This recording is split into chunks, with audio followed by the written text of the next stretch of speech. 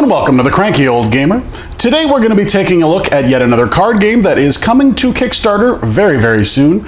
The target date for the Kickstarter is September 2017, and the game is Churrascaria. It is a cutthroat game of gluttony. I took this game to Dice Tower Con, actually. I was demoing several of the games that you've seen me review. This was by far the most popular. Everybody wanted a piece of this game. And I'll tell you why. This game will make you hungry. Look at this. Look at these cards. Look at these cards. Tell me that doesn't make you hungry. The whole theme of the game is that you are eating at a churrascaria, which is a Brazilian steakhouse. And your goal is to stuff yourself with as much delicious Brazilian meat as you can while avoiding fillers like side dishes, salads, desserts, all that floofy stuff. Meat. It is all about meat. I love meat. When I first saw promos of this game, I immediately reached out. This was one where I reached out to the developer saying, hey, your game made me hungry. I want to review it. And turns out the game is fantastic. You do have to like Cutthroat. It is not kidding when it says it is a cutthroat game of gluttony. That is kind of the whole game, but it's a lot of fun. It is very fast-paced. The basis of the game is you have a plate in front of you represented by 4 spaces for cards. You have a deck for your stomach, and you have your little cube, which says yes or no, I want more food. In front of you are 2 decks. One is a deck of action cards, the other is a deck of food cards. All of the delicious meats are worth positive points, whereas the side dishes, desserts, salad, those are worth negative points. At the end of the game, everybody tallies up their stomach, and whoever has the most points wins.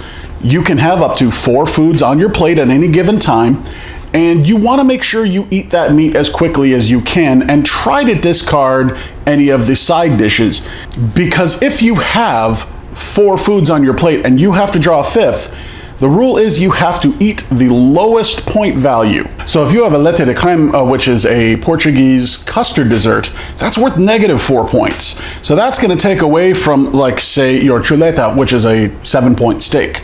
You want to avoid the side dishes. Now the action cards are where the cutthroat comes in, because you can steal food, you can swap 2 players, you can prevent someone from eating something, you can force someone to eat. If you see your opponent has like 2-point lombo, which is marinated pork, and the rest of their plate is made up of like salads and fritas and stuff like that, you can force them to eat their entire plate, and that whole negative point total goes into their stomach. Now, I've talked about this a lot as a mechanic, and I think with this game it is very important. Take That is a very important part of this game, and if you don't like that, this may not be the game for you. There are a lot of people that only like co-op. Okay, I get that. That is not this game. This game is very fast, and it is entirely comprised of Take That. I love that. We had a ton of fun at Dice Tower Con. Pretty much all of the cards are attacks, and the only remaining ones are defenses. So you're really just going back and forth. Play with your food. Stop playing with your food. Eat this. Don't eat this. And you go through your hand very quickly, but you always draw back up. I think that was a really good choice on the developer's side, because at the end of your turn, you always draw back up to your hand size of 5, which helps you defend against the remaining turns until your turn comes around, because you are going to be defending. An interesting little mechanic is the food token cards. These are double-sided, yes or no, and they determine whether you draw food or not, which one might think at first, well, why would I ever want to not draw food? I'm hungry, I want to eat all this meat. Well, because like I said, what if you have an entire plate full of desserts and salads and you need meat? Well, if you draw something, you're going to have to eat those desserts or salads. You can also use cards to flip people's request tokens. So if they're out of food and they need that meat, you flip it and they're not drawing anything until they can reflip it. Another thing that we all really liked about this game, for the most part, is the art.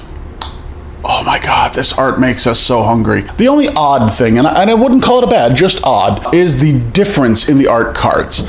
You look at the food cards and you look at the food request token, and they are very realistic. They are enough to just make your mouth water.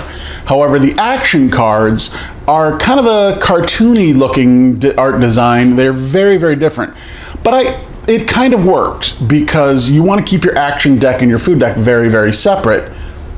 So it was odd, but I don't think it's a bad choice at all. Ultimately, we loved this game. I loved it. Everybody that I demoed it for loved it. It's just silly, ridiculous fun, and you're going to be hungry. You better play it at a dinner party, or else I guarantee these cards are going to turn it into a dinner party, because everybody's going to play around and be like, I need food. Let's get food right now. Food.